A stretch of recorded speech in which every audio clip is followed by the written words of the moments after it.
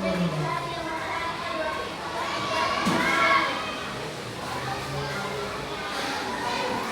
yang membaca seperti itu jelas, tepat, kira-kira siapa lagi yang bisa membaca seperti itu? Mereka masih ejak. Masa kelas bahasa masih ejak? Paling tidak seperti itu, ya. Paling tidak seperti itu. Nah, ya, jadi sudah kelas 6 itu membaca, selain kita lancar membaca, juga sudah tahu apa yang dibaca, memahami apa yang dibaca. Coba, ada berapa tanda-tanda yang tadi? 10. Ya. Yang paling kamu ingat apa? Wah, itu yang paling besar fitnahnya, yang paling besar adalah ya. Terus apa lagi yang besar? Yang bisa membuat tatanan dari bumi, tatanan dari bumi. Gempa bisa, apa lagi? Apa? Lanjut macut. Belum. Lagi. Yang bisa merubah tatanan bumi. Bahkan merubah tatanan dari siklus apa? Turbulen. Angin Yaman. Yang bisa merubah tatanan matanya adalah terbitnya matahari dari tempat tenggelamnya, berarti terbitnya dari barat. Itu pasti akan terjadi. Ya, nggak tahu kamu kenal atau enggak. Mudah-mudahan kita nggak kenal. Kenapa kau nggak kenal? Kalau kita melihat teater itu sakit, ya, menyedihkan, ya. Mudah-mudahan kita dimatikan sebelumnya itu. Setuju kan? Kalau kamu lihat seperti keadaannya, orang sudah nggak karu-karuan, ya. Apalagi terjadinya waktu kiamat. Yaitu ya, pagi hari ini kita mengambil literasi seperti itu, ya. 10 tanda-tanda hari. Ya, kita absen dulu. Saya panggil angkat tangan.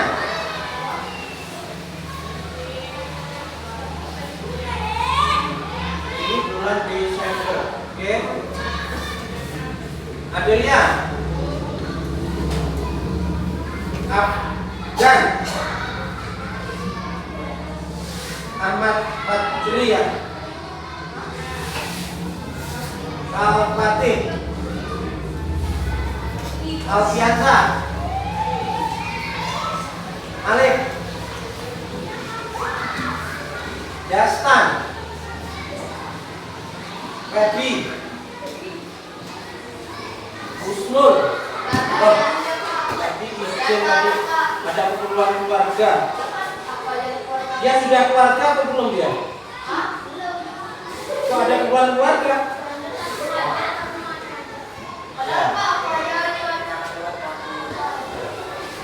Terus Iksan, Mersi, Muhammad Hairul, Muhammad Al-Fatih, Dakul.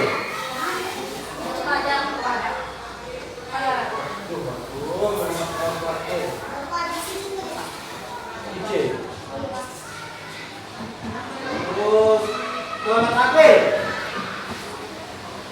Aslam, Muhammad Fahmi, Muhammad Nur Fahri, Muhammad Rasya, Rasa, Aksa, tak ada.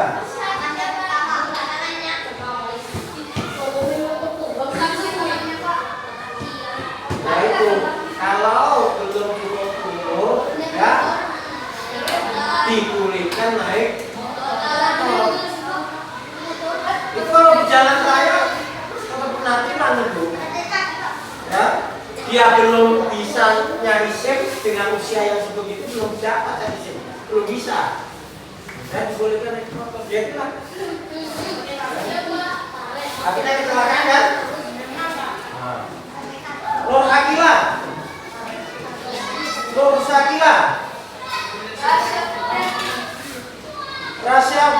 Kristianti, Stasia, Denis. Ya. Berarti 3 orang yang hari ini tidak ikut pelajaran ini. Oke. Hari ini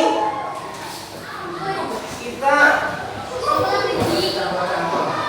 ya akan belajar IPAS, materinya tentang kedatangan. Kedatangan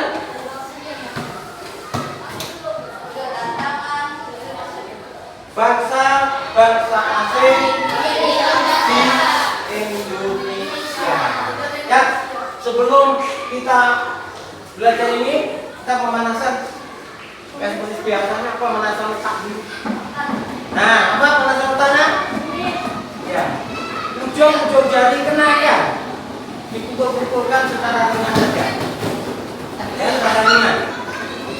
Ini akan memicu saraf-saraf yang ada di otak. Kalau motornya pelan-pelan saja kalau mau digunakan di panasin, ya, nggak terbiasa, biasa saja, ya. Terserah mau kita yang apa terserah. Penting ujung jari ini kanan kiri di nada. Kira-kira jangan keras dong. Biasa aja, penting saraf-saraf di sini tuh bisa terkena ini. Sehingga bisa saraf-saraf di sini bisa menggerakkan saraf yang di sebenarnya ada lagi pergerakan mata itu juga, putar-putar dengan kirikan itu juga. Ya. Baru kita setelah tahu ini kira-kira ujungnya sini gimana? Ini pulau apa? Pulau ini loh. Pulau Sumatera. Oh, Pulau Sumatera.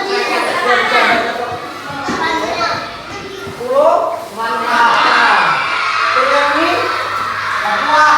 Ya, Papua. Ini ada lagu yang menggambarkan dari ujung sini ke ujung sana. Apa saya lagunya? Dari siapa? Kamu siap nyanyi? Ya. Silakan nyanyi. 1, 2, 3.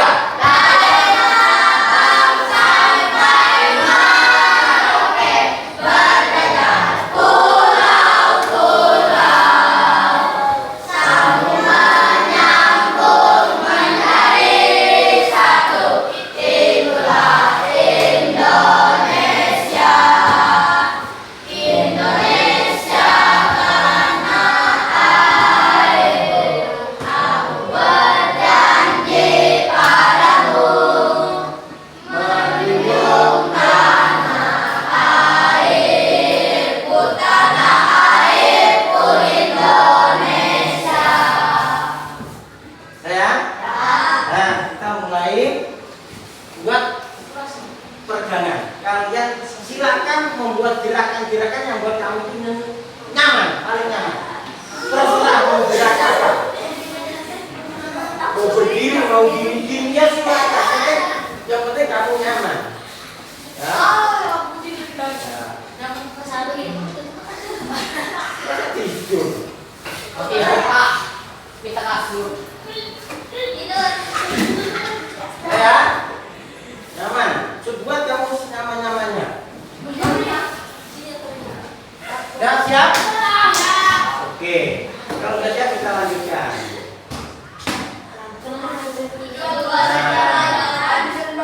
Di pagi hari ini apa tujuan pembelajaran kita tentang IPAS itu? Yang pertama,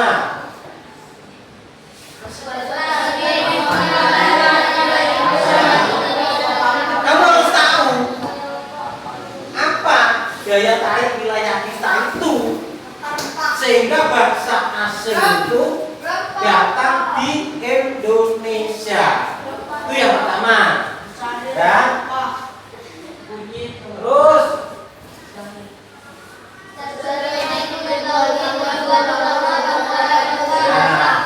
kamu tahu nanti tujuan bangsa Indonesia, bangsa Eropa datang di negara itu ngapain?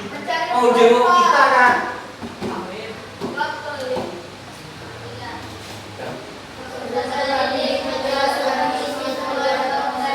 Dia menjelaskan isi semboyannya. Bangsa Eropa itu datang atau menjelajah ke bumi-bumi lain itu ada semboyannya. Nah, ya. Baru yang keempat, sejarah kedatangan bangsa Eropa ke Indonesia baik tokoh maupun periodisasinya. Nanti ada dipelajari di situ. Ya. Yang keempat, sejarah kedatangan bangsa asing asal Eropa ke Indonesia. Nah, nanti ada berapa bangsa-bangsa asing itu yang suka menjelajah. Terus mampu menganalisa dampak kedatangan bangsa asing ke Indonesia. Dampaknya apa? Ya.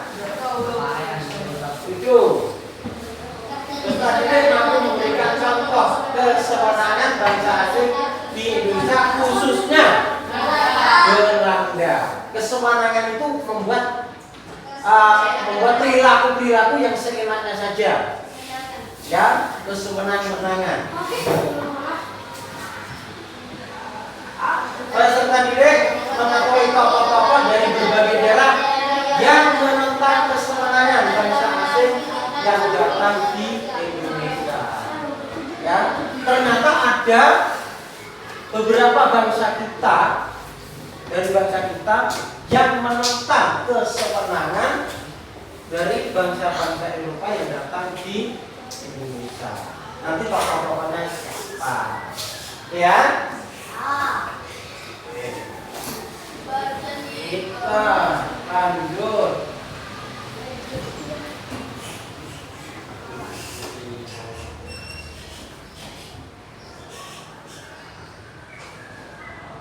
Nah, nih. Ini kita harus tahu. Ya. Kita itu bangga terhadap Indonesia. Ya bang, tidak hanya bangsanya. Kalau di dalam Sumpah Pemuda itu ada berapa? Sumpah Pemuda kok 6? Ada 3. Berbangsa, bertanah air, berbahasa. Kita harus bangga semua itu. Berbangsa. 1, bangsanya apa? Indonesia. Bangsa Indonesia. Bertanah air 1. Tanah air Indonesia. Berbahasa 1. Bahasa. Walaupun di dalam daerah kita itu ada ribuan, kalau nggak ribuan, 700 lebih bahasa daerah yang tetap digunakan oleh kelompok-kelompok suku yang ada di Indonesia. Sampai orang bule aja bingung. Contohnya gini, kita ngomong dengan bule, ngomong bahasa Indonesia, bulenya bahasa Indonesia, kita ngomong. Tahu temanmu lewat dengan bahasa daerah, langsung kita bisa berubah ke bahasa daerah itu. Nanti ada teman lain lewat lagi. Paman tadi yang lewat orang Sunda dengan bahasa Sunda. Dia ngomong bahasa Sunda. Ada orang lain lewat orang Jakarta dengan ngomong bahasa daerah. Dia juga bisa. Cuma orang Eropa itu orang asing ya, bukan orang asing itu heran. Kok bisa dalam hal yang pasti yang sama beralih-alih bahasa? Kalau di sana bahasa cuma 1. Nah, Inggris toh. Dari ujung daerah ke ujung daerah cuma bahasa Inggris. Kayak di Amerika. Coba bangsa Amerika yang sebesar itu, yang sehebat itu, yang penduduknya besar, negaranya maju, teknologinya hebat. Bahasa yang dipakai bahasa apa? Dan kamu sadar nggak tadi?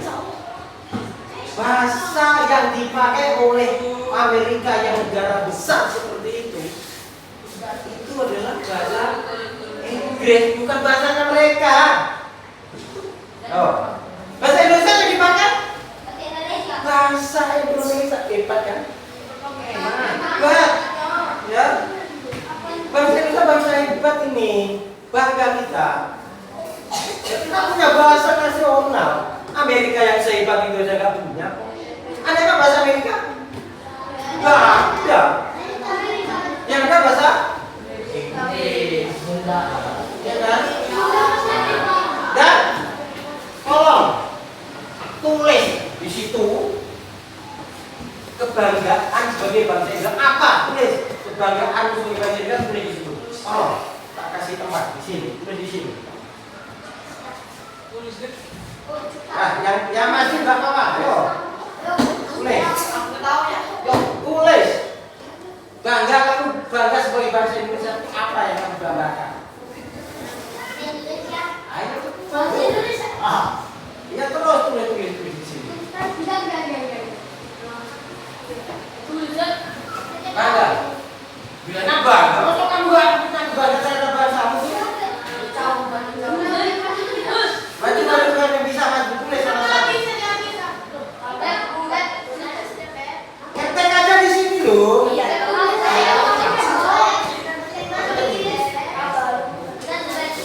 Kamu nggak bangga kan? Dari sini tadi gambar dari sini sampai sana tadi nggak bangga kan? Apa tulis di sini?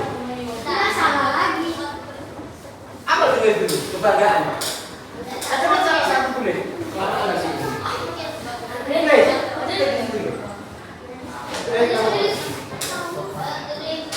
Kamu bangga sebagai bangsa Indonesia, apa yang kamu banggakan? Tulis, pokoknya ditulis. Nanti salah dibaikin.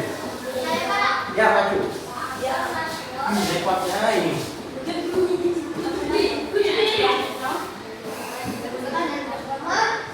Memiliki.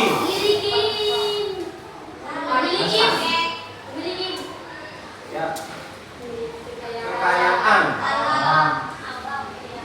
alam yang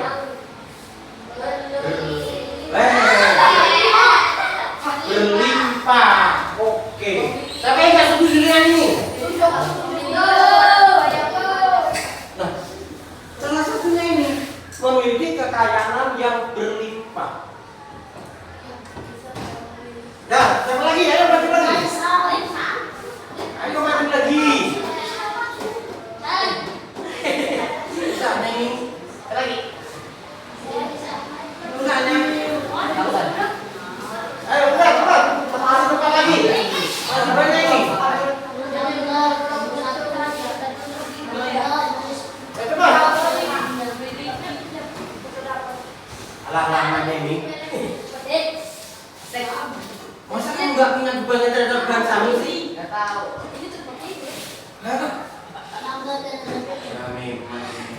Siapa lagi? Tadi kan udah gambar wilayah Indonesia dari sana ke sana.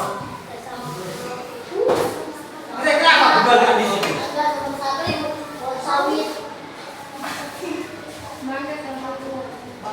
Ayo. Tulis. Oke, tulis. Oke, tulis. Memiliki wilayah apa tadi? Ya, yang luas. Oke. Itu aja kok susahnya.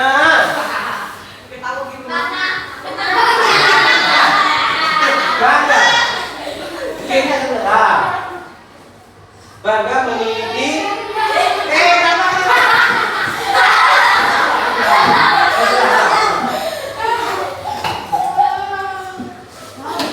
Bangga memiliki wilayah yang wilayah KPH. Ini loh. Kalau dia dihilangkan, kalau dia ditambah.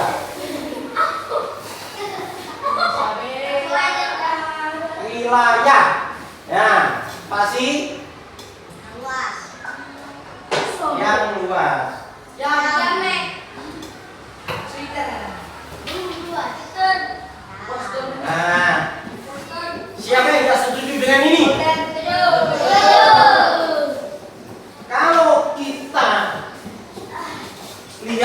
wilayah Eropa, kalau di Global memang luas sana. Tapi kalau secara ukuran negara kita itu kalau ditempatkan ditaruh di gambarnya atau atlasnya wilayah Eropa menutup semuanya, hampir menutup semuanya wilayah Eropa. Jadi negara kita itu besar, padahal wilayah Eropa itu beberapa negara kan. Nih, memiliki kekayaan yang melimpah, bangga memiliki wilayah yang luas. Ayo ada lagi. Ayo ada lagi. Ayo ada lagi. Ya banyak. Ada di dunia ini cerita, ya. Tidak ada cerita di dunia ini kecuali bangsa kita terang dengan Bandung muncul. Melawan apa? Melawan sekutu. Alatnya apa sekutu?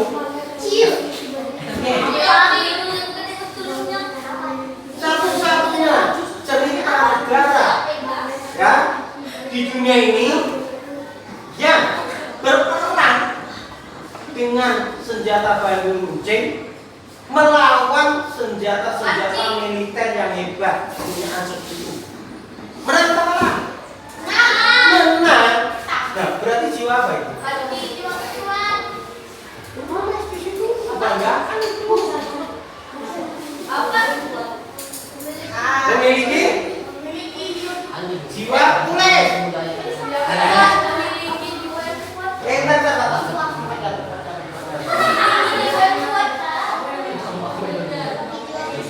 Ya, tulis.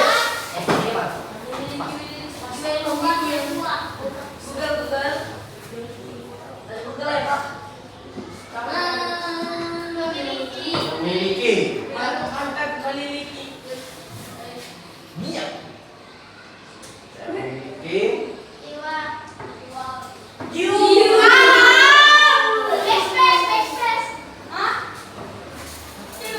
Diajarin, ya kan? Beda.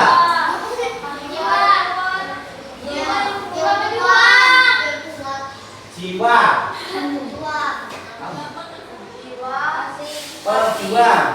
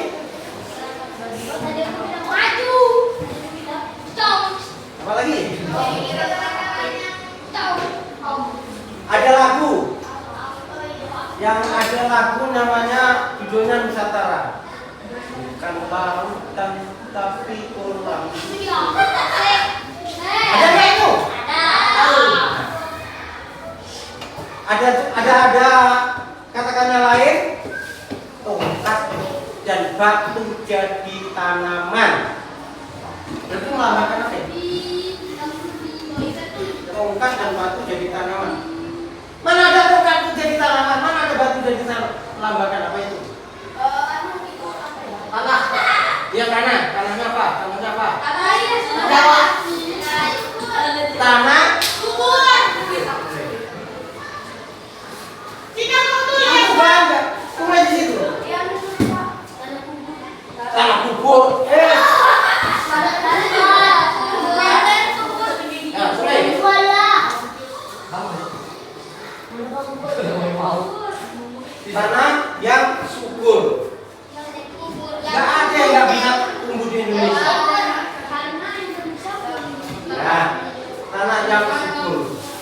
Ya itu aja ya sementara ya. Ini kebanggaan kita sebagai bangsa Indonesia. Beberapa kebanggaan kita sebagai bangsa. Dari kamu tadi memiliki kekayaan yang melimpah. Iya. Ya. Lo bangga memiliki wilayah yang luas. Oke. Cabang sampai mulutnya tadi kamu nyanyikan. Tiga, memiliki jiwa berjuang. Kita melawan penjajah dengan bambu. Coba kamu amati lagi. Kamu amati lagi. Setiap suku memiliki tari perang. Setiap suku memiliki tari perang yang melambangkan jiwa patriotisme. Yang dia memakai senjata, keris, memakai panah. Setiap suku yang main Dayak maupun manapun, setiap suku memiliki tarian perang. Itu menunjukkan jiwa patriotisme. Kalau perang terjadi di Indonesia, bukan hanya TNI yang maju, tapi rakyat siap ya. Itu hebatnya Indonesia. Karena yang subur, apa-apa sebenarnya bisa ditanam di Indonesia. Ya. Karena kita memiliki iklim yang tropis di sekitar Katulistiwa. Ya. Tidak ada musim dingin, tidak ada musim salju, sehingga tanaman bisa hidup dengan subur. Oke ya, ini kebanggaan bangsa Indonesia terhadap negara bangsanya. Langsung.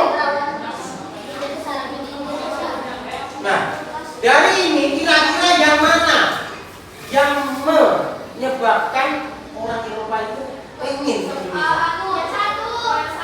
Yang satu. Ya, yang satu. Oke, ya. Kita lihat ini.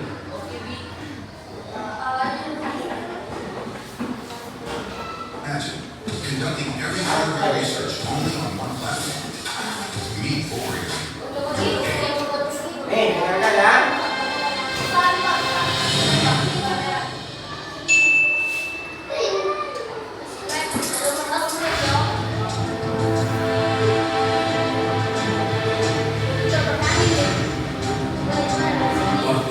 Merupakan kata yang disematkan kepada penduduk atau orang yang berasal dari Portugal. Adalah bangsa Eropa pertama yang datang ke wilayah Nusantara pada tahun 1511, tepatnya di Kesultanan Malaka. Laut merupakan kekuatan utama bangsa Portugis. Sejak abad ke-15, Portugis mulai mengembangkan teknologi maritim. Bahkan, para pelaut Portugis sudah menggunakan kompas dan peta untuk mengarungi lautan. Ahmad Fakri Hutaur dalam bukunya yang berjudul Sejarah Indonesia, Masuknya Islam dan Kolonialisme tahun 2020, menyebutkan pada masa imperialisme kuno, Portugis dan Spanyol merupakan dua kerajaan Katolik yang mempunyai kekuatan armada laut, teknologi navigasi, dan perkapalan yang maju jika dibandingkan negara-negara lain. Sejak abad ke-15, bangsa Portugis telah menjelajahi lautan dan memiliki armada laut yang kuat. Ketika mengetahui di Asia Timur Jauh terdapat tanah yang kaya akan rempah, Raja Manuel I memanggil Vasco da Gama, seorang pelaut berpengalaman asal Portugis, untuk melakukan ekspedisi menjelajahi samudera.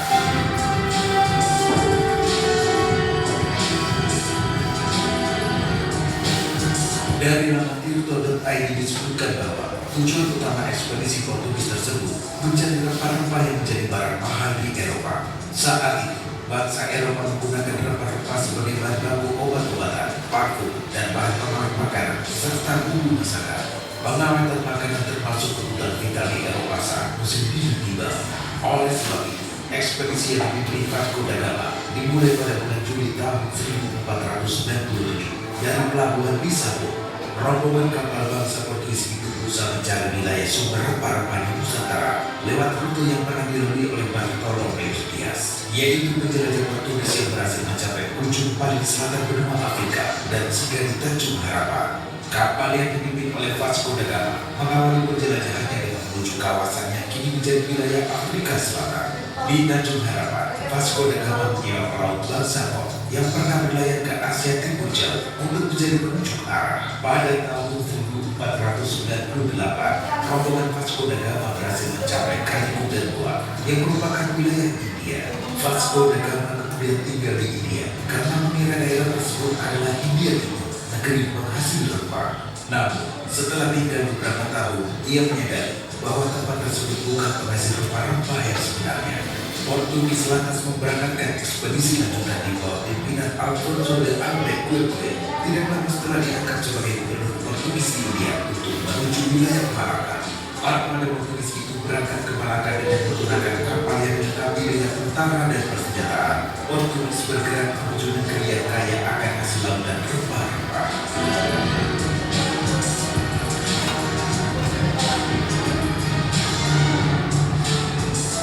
Pada tahun 1511, bangsa Portugis pertama kali mendarat di Nusantara, tepatnya di daerah Malaka, yang saat itu menjadi pusat perdagangan yang ramai di Asia. Dalam buku Suma Oriental yang ditulis oleh pegawai Portugis Dom Pires, disebutkan bahwa tidak ada pusat perdagangan yang lebih besar dari Malaka. Malaka juga menjadi tempat komunitas utama dari seluruh dunia timur dan barat. Pemirsa, masuknya bangsa Portugis ke Indonesia awalnya hanya untuk berdagang dan disambut ramah oleh para penduduk. Akan tetapi, rombongan Alfonso de Albuquerque ternyata membawa ambisi yang jauh lebih besar daripada sekedar memakan rempah-rempah. Portugis akhirnya mengendalikan perdagangan di Asia Tenggara.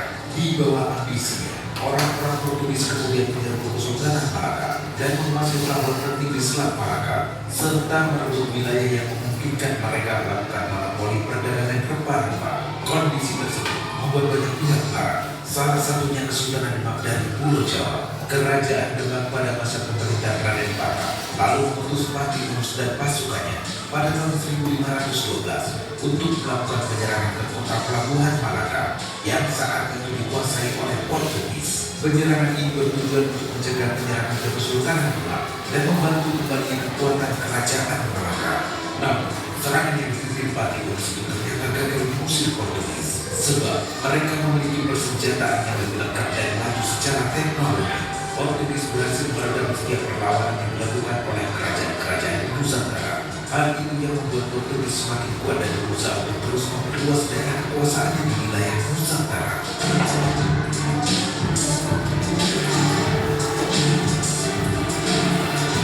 Setelah menguasai Malaka, Portugis mengirim ekspedisi lanjutan di bawah pimpinan Alfonso de Albuquerque untuk mendatangi kawasan Indonesia Timur, wilayah yang kala itu kaya akan rempah-rempah. Armada tersebut membangun monopoli perdagangan cengkeh. Cengkeh dari Indonesia Timur merupakan komoditi yang paling berharga kala itu. Armada pertama mendarat di Pulau Banda Maluku. Pulau tersebut merupakan pusat penghasil parang dan selaput buah parang atau sering disebut fude. Di sana Portugis disambut baik oleh kerajaan Ternate yang sedang bertikai dengan kerajaan Tidore. Portugis diizinkan untuk membangun sebuah benteng di wilayah Ternate. Benteng tersebut diberi nama Benteng Sao Paulo. Kesempatan itu dimanfaatkan dengan baik oleh Portugis untuk menguasai perdagangan rempah-rempah, terutama yang berasal dari Indonesia Timur. Dalam rangka memperbesar usaha dagang, Portugis berupaya memperluas wilayah kekuasaannya. Mereka kemudian melakukan ekspedisi lanjutan di tahun 1522 ke wilayah Pajajaran yang ada di Pulau Jawa. Tujuan utama Portugis melakukan penjelajahan samudra selain untuk memperoleh kekayaan atau gold dan glory atau kejayaan dalam menguasai wilayah, juga menjalankan misi agama atau misionaris di wilayah baru yang dikenal dengan istilah gospel.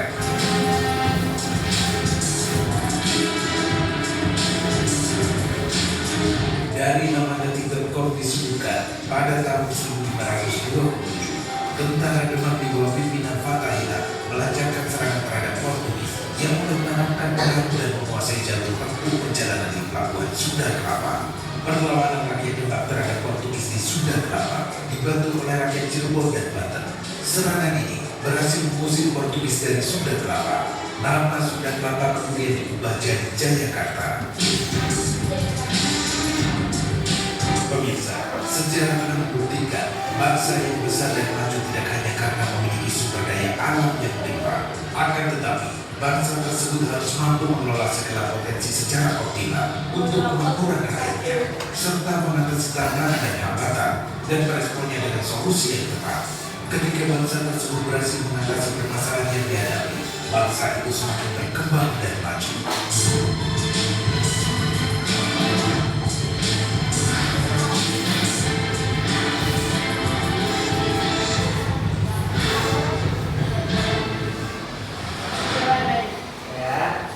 Itu gambaran dari kedatangan pertama kali bangsa Eropa ke Nusantara waktu zaman ini belum ada nama Indonesia. Tapi wilayahnya ya sama, itu wilayah Indonesia sekarang. Nah, nih yang datang pertama kali tadi siapa? Portugis, ya. Portugis sempat kesasar ke Afrika. Nanti ada aninya, ya, jadinanya. Ada yang sempat kesasar ke Afrika sana, menetap di sana beberapa tahun, ternyata di situ bukan penghasil tempat, mereka nyari lagi. Nah, ketemulah di Selat Malaka. Di Selat Malaka ada perdagangan yang sangat besar atau pada waktu itu. Nah, di situ perdagangan rempah-rempah. Ya, perdagangan rempah-rempah di Selat Makassar itu yang Selat Malaka itu paling besar, ya. Nah, di situ akhirnya Portugis mengembangkan kekuasaan yang mereka menjelajah lagi ke wilayah timur, tibalah di Maluku. Waktu Portugis di Malaka, ada nggak yang menentang? Ya, ada nggak tadi yang menentang? Ada. Dari kerajaan mana? Demak. Ingat, kerajaan Demak adalah kerajaan Islam yang pertama di Nusantara. Itu juga umat Islam loh, ya. Pertama, mereka mengutus Patiulus yang sering kalau di Jawa itu disebut namanya Pangeran Seberang Lor. Kenapa Pangeran Seberang Lor? Karena dia menyeberang dari Jawa Tengah ke Selat Malaka sebelah utara, maka disebut dengan Pangeran Seberang Lor. Patiulus disebut itu. Walaupun dalam melawan Portugis, mereka mengalami kegagalan. Apa penyebab kegagalannya? Tadi senjatanya kalah, lebih modern daripada punyaan Demak. Ya. Nah, kita lanjutkan. Ya.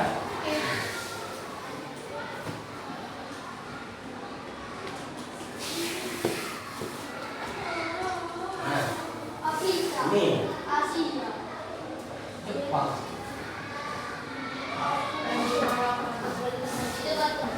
Dulu.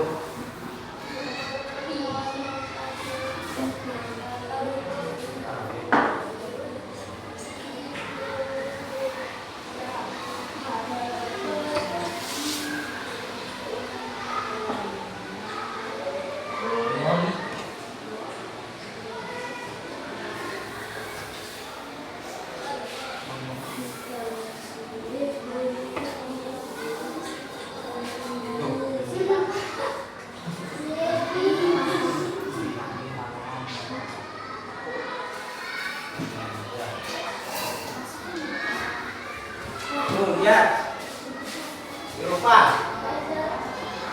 ya, yang melancong ini itu ada keterangannya di sini. Portugis jalurnya warna hitam. Ya, Portugis warna hitam. Terus warna biru. Belanda warna Inggris warna merah. Nih, kalau Belanda dari sini, Belanda hijau kan? Ya. Itu biru, Pak. Hijaunya mana itu? Oh, itu biru ya. Berarti mana Spanyol tadi? Oh, ini Spanyolnya ini kan?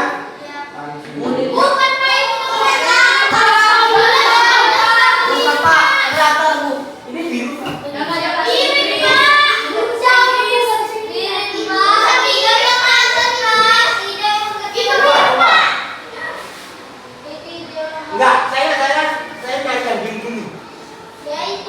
sempat tersasar yang di film tadi loh, ya, yang sempat tersasar ke Afrika tadi loh, kan yang biru ini, ya kan? Nih, nah, ujung ini, nah, oh, sini, ini Amerika ya, ini Spanyol ke sini, nanti tembusnya sini, karena bumi kan bulat, ya, mau perjalanannya sangat panjang, terus yang Portugis yang biru ini, yang masuk di sini. Itu hitam Pak, Portugis. Hitam itu Pak. Biru Spanyol. Ya ini. Ya. Tapi sini. Berhenti sini. Ini. Wah. Di sini. Malakanya di sini. Ya. Mampir ke Malaka baru ke wilayah timur. Oke. Terus Inggris. Inggris ini entar dulu, saya jelaskan. Inggris ini sebenarnya negara yang sudah kaya dari dulu. Ya, mereka melakukan ekspedisi ini karena ada gengsi aja, gengsi. Negara-negara kecil seperti Belanda, Spanyol, Portugis, ada bisa kemana-mana loh. Oh, saya negara besar. Kenapa kok saya hanya di rumah aja? Nah, maka dia juga ikut ekspedisi. Nah, Inggris merah kan? Harinya ke sini. Nah, Malaka. Tempatnya di sini. Tapi ada di kawasan Asia Tenggara yang bekas jajahan Inggris. Di mana itu? Malaysia. Singapura. Itu negara-negara yang bekas jajahan Inggris. Ada lagi di sebelah selatan kita, Australia itu juga bekas jajahan Inggris. Nah, maka dari negara-negara yang bekas jajahan Inggris itu membentuk organisasi yang namanya Commonwealth. Nah, kalau ada organisasi nama Commonwealth itu adalah negara-negara yang bekas dijajah Inggris. Oke. Ya, Inggris. Baru yang belum tadi apa? Portugis, Portugal, juga ya, Belanda. Oh, ini yang ini. Wah, akhirnya paling lama di negara kita.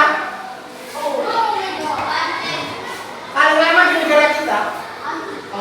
Berapa tahun? Berapa tahun? Paling lama? 500 tahun.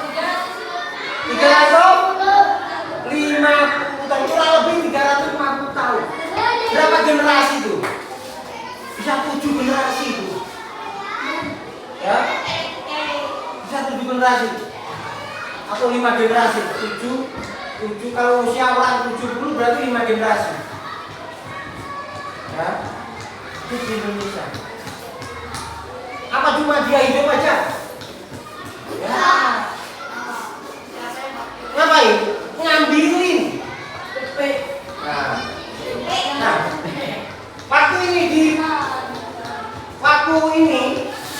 waktu negara-negara ini pergi kemana-mana, tujuan utamanya apa tadi? Mencari harta. Ya memang waktu itu teknologi yang bisa mengidentifikasi semuanya baru itu. Padahal di dalam negara kita itu banyak. Belanda menemukan minyak juga, ya kan? Nah, apalagi sekarang batu baranya ada, uraniumnya ada, biji besinya banyak, nikelnya diambil itu. Nah, memang waktu itu, ya, pertama kali mereka melancong ini hanya mencari isi berupa bahan-bahan makanan. Tapi kalau sekarang itu yang karena sumber daya alam di Indonesia itu banyak betul. Ya, oke, ini ya gambarannya. Hijau Belanda, Inggris merah, hitam, Spanyol biru. Oke, ya. Kita lanjut. Nih.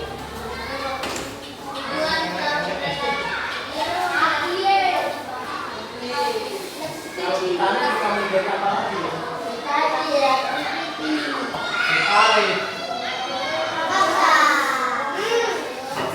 Ini yang kamu tulis tadi kan? Memiliki rambut. Tujuan. Nah, tujuan utama kedatangan ke Indonesia untuk mencari orang kelaparan berupa. Tadi di film gunanya apa?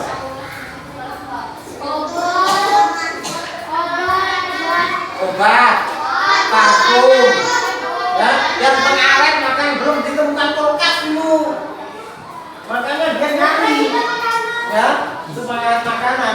Kenapa dia awetkan? Ya bisa aja musim dingin. Kalau musim dingin nggak bisa kemana-mana. Maka stoknya diawetkan. Kita ada musim dingin nggak? Nggak ada. Sepanjang tahun kita kemana-mana bisa cari makan, ya. Oke. Nah, tadi bapak tadi melancong ke negara-negara lain, termasuk Nusantara yang memiliki semboyan. Tidak hanya datang aja, enggak, dia punya semboyan. Semboyannya apa? Glory. Nah, wow. Gold itu apa gold? Emas itu lambang kekayaan. Ya, gold. Mencari kekayaan. Glory. Senang. Glory. Mencari kekuasaan. Bisa nggak dia? Ternyata bisa. Indonesia bisa dijajah, berarti dia berhasil dengan pemilihan yang kedua. Ya? Yang ketiga.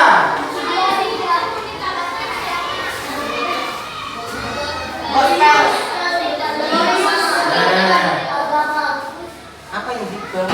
Menyebarkan agama. Ya. Apa Kristen tok? Katolik.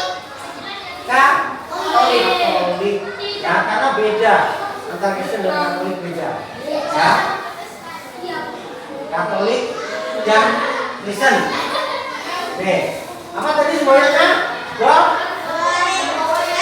Glory, gospel atau glorious. Nah, mencari kekayaan, mencari kekuasaan, menjajah, dan menyebarkan. Ya, yang dibawa adalah agama Buddha, Kristen dan ya, ingat nih. Nih, perlu ini.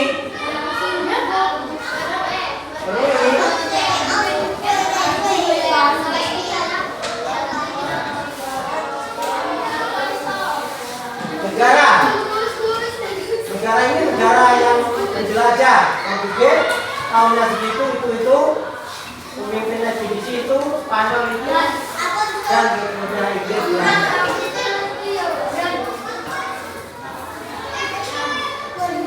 Itu yang bom. Dan ingat ya ini?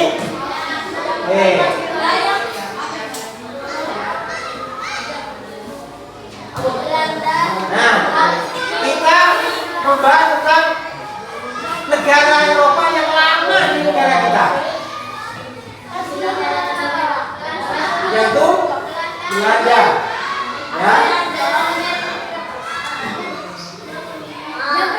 Belanda.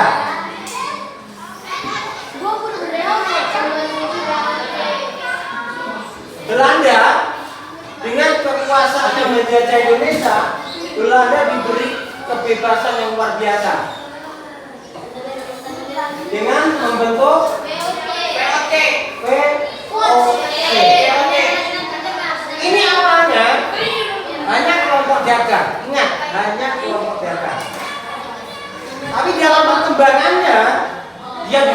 kekuasaan untuk membuat tentara, diberi kekuatan mencetak duit, ya. Nih, terus diberi perusahaan apa lagi? Selain mencetak duit, memonopoli tempat. Oke, ya.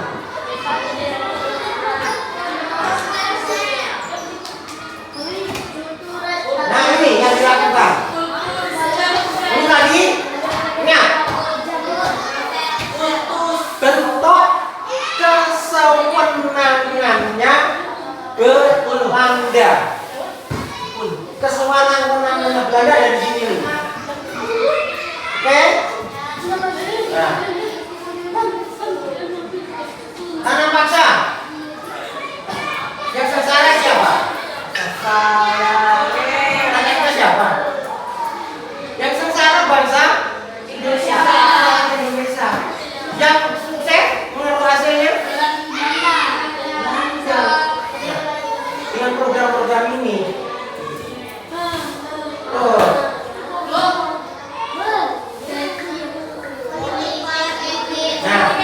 Ya kan? Setelah banyak kritikan karena sangat menyusahkan atau menyengsarakan bangsa Indonesia, maka banyak kritikan masuk. Maka Belanda membuat politik etis. Apa politik etis? Politik balas budi. Dengan politik etis apa yang dilakukan? Nah ini kesewenangannya tadi, kesewenangan Eropa tadi,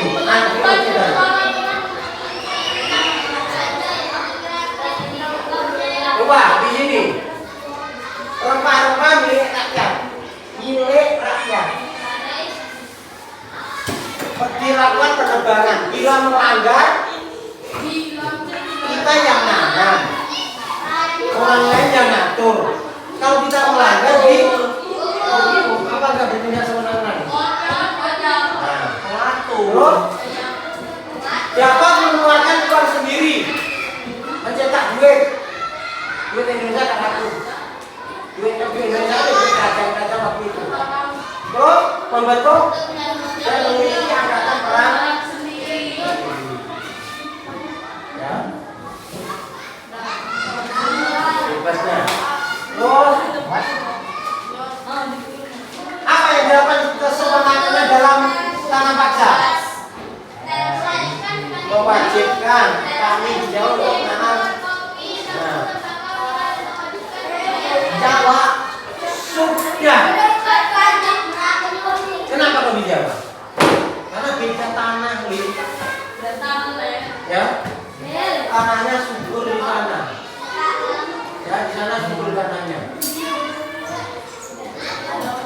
Sudah suruh menanam ini, hasilnya diambil oleh Belanda, suruh bayar pajak lagi. Pokoknya sengsara lah.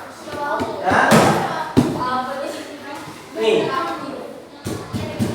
Nah, karena mendapat banyak kritik maka politik asing dilakukan. Apa yang mereka lakukan? Irigasi.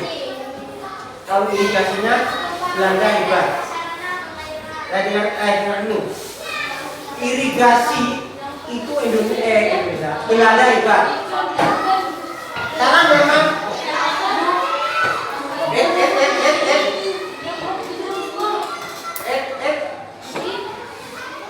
karena memang di sini pakar mereka,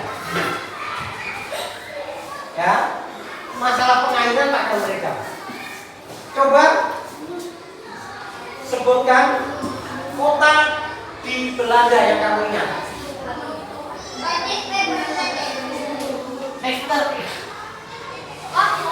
Kota di Belanda yang apa? Berlin.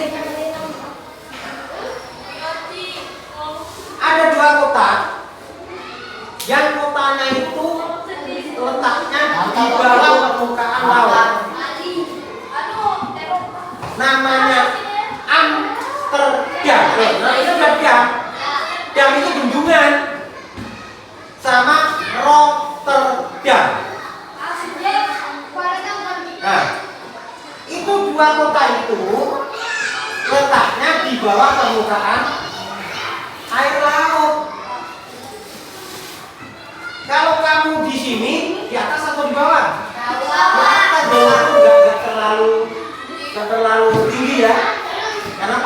terlalu tinggi.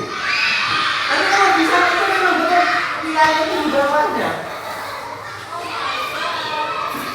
Makanya ada jam-jamnya. Kalau jam-jam ini jebol ya selesai.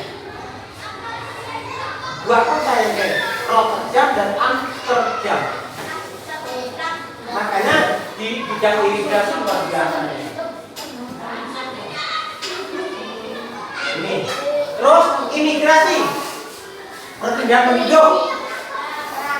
Ya, dia memindahkan penduduk dari suatu daerah yang padat penduduknya ke daerah yang kurang penduduknya memerlukan tenaga kerja.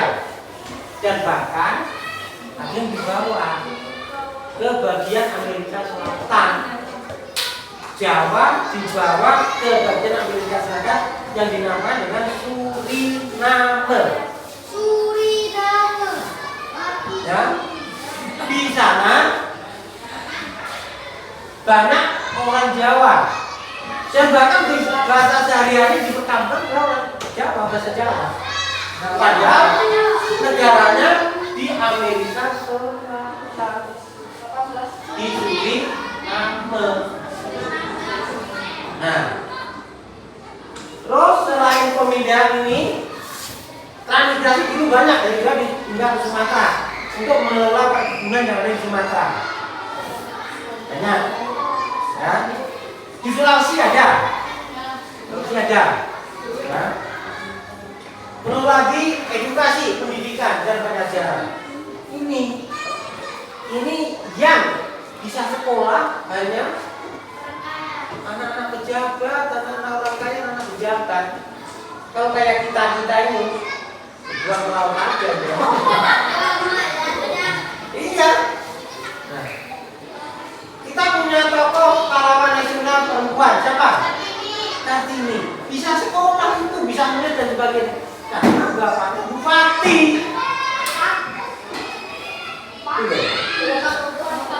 Kalau bapaknya ya masih bukan untuk semua bangsa, bukan semua untuk rakyat Indonesia, bukan. Hanya golongan-golongan tertentu yang bisa sekolah. Khususnya golongan pejabat dan orang bangsawan lah, baru bisa sekolah. Ini balas budinya setelah dia bertindak semena-mena di sini. Balas budinya seperti ini. Terus ini dengan kedatangan bangsa Indonesia, bangsa Indonesia, dan kedatangan bangsa Eropa di Indonesia, ada nggak kira-kira yang menentang dengan kesemenangan ini? Nah, tolong ditulis di sini.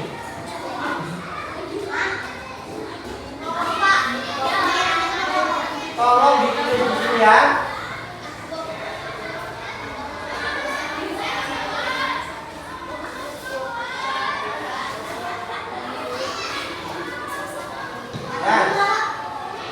Judulnya apa?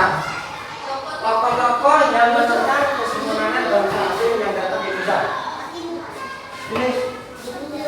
Anak tulis itu loh. Aku apa lagi? Tulis. Kalau manggil tulis. Kamu yang kamu sebut siapa? Kamu kan Pati Murah itu dulu. Nih. Enggak pernah gitu.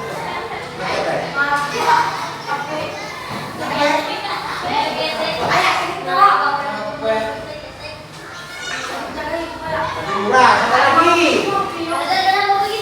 Nih, yang belakang itu ngapain gitu?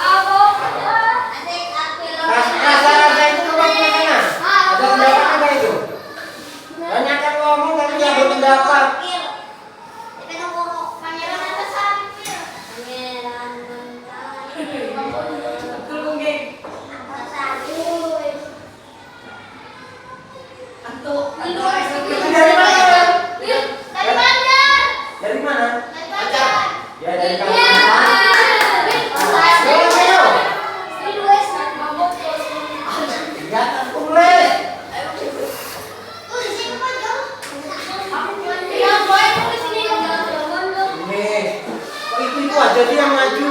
Yang lain ini ngapain ini? Ih, memonyor. Kayak selamatan aja nggak maju-maju. Ah. Pangeran dikeyakin. Ada dua yang tidak. Apa sih? Kan? Memang dua deh. Ini dari mana ini? Kayu api. Kayu api. Ini kan mau satu. Dari mana itu? Anu, Ya Bonjol. Sumatera. Sumatera mana?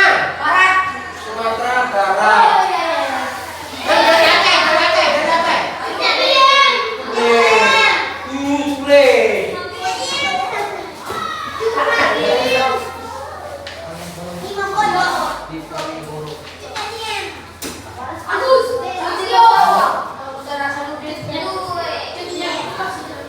Ya, kalau saya dari Jawa punya sendiri aku kalau gitu.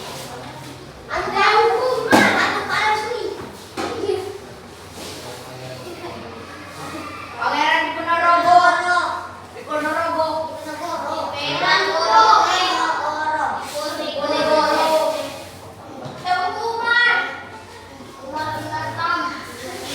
Ada lagi, silakan tulis. Grup ini jangan. Ini yang nggak ada sama sekali.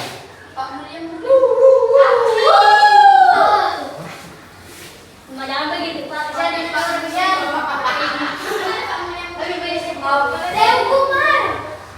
Ini juga belum. Sudah maju. Masuk. Ayo jalan maju. Allah.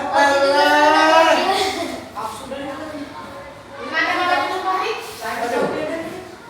Masa 6 tahun kamu di Bandung terus? Maju. Maju. Aduh.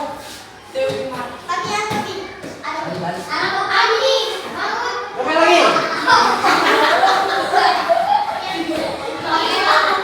Ibu mana? Ini baru.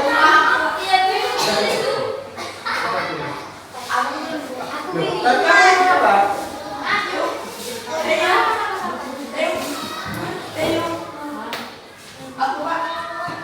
Apa? Ini apa baru nih?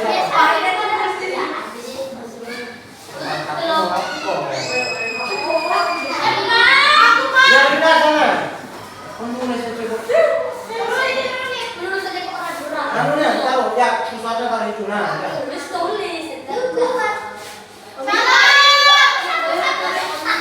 Kok pang itu mau siapa?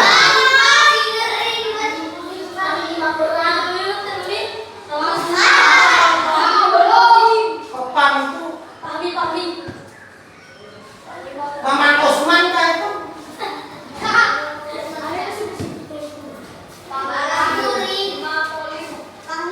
Panglima.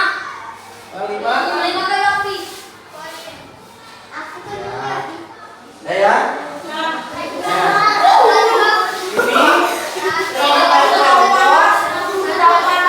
Dari putra-putra bangsa Indonesia yang melawan kesewenangan bangsa asing di Indonesia.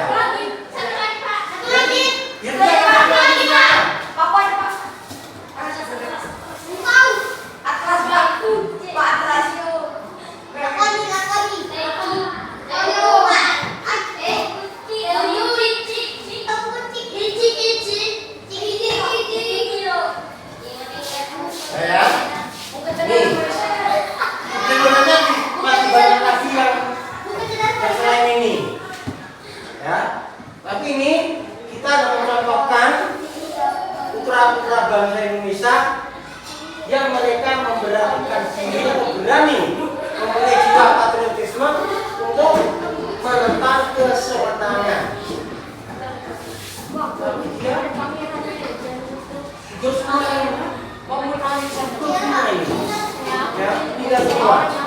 Tapi apa dilupakan oleh bangsa Indonesia? Kamu aja yang melupakan mulai zaman. Ya, ada di kompleks itu. Ya, tadi lurahnya. Ya, sampai di sini. Ya, kita kita evaluasi dulu dengan tujuan kita tadi. Dengan tujuan kita tadi. Ya. Tujuan kita tadi dari lawan ke malu. nah, apa?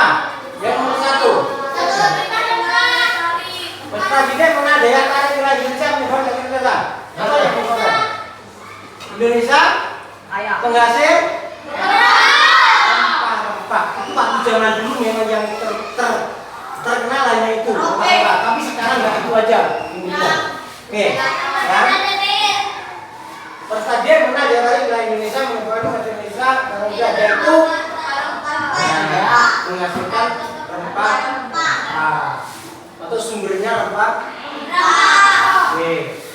Yang kedua, peserta didik mengetahui tujuan utama bangsa kita Indonesia. Tujuan utama adalah ya mencari bahan dagangan yang berupa rempah. Ya, mencari bahan dagangan itu tujuan utamanya. Ya. Yang ketiga, peserta didik menggunakan semboyannya.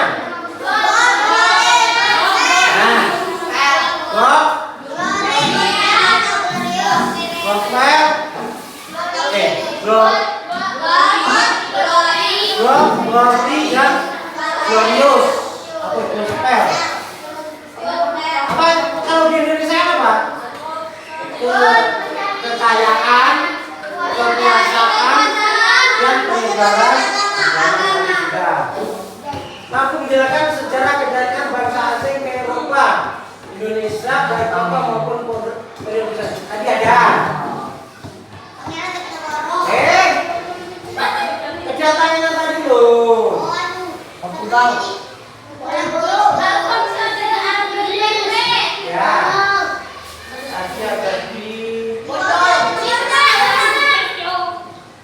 Nih.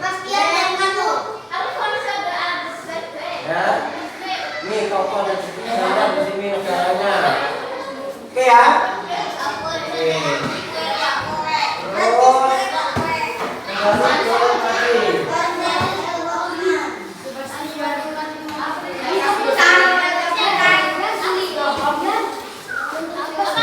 Sejarah kedatangannya itu tadi ya, itu tadi ya, dan atau bisa dengan peta tadi, peta yang ada warna hijau, hitam, merah, biru. Nah, terus yang keenam, peserta dia mampu menganalisa dampak kedatangan. Apa dampak bagi Indonesia?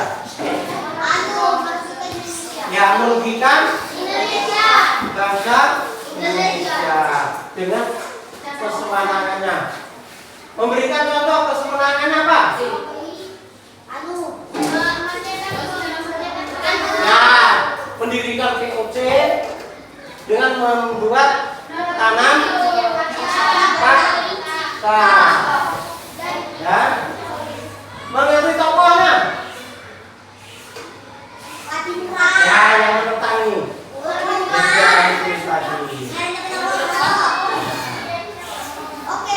Ya, cukup ya?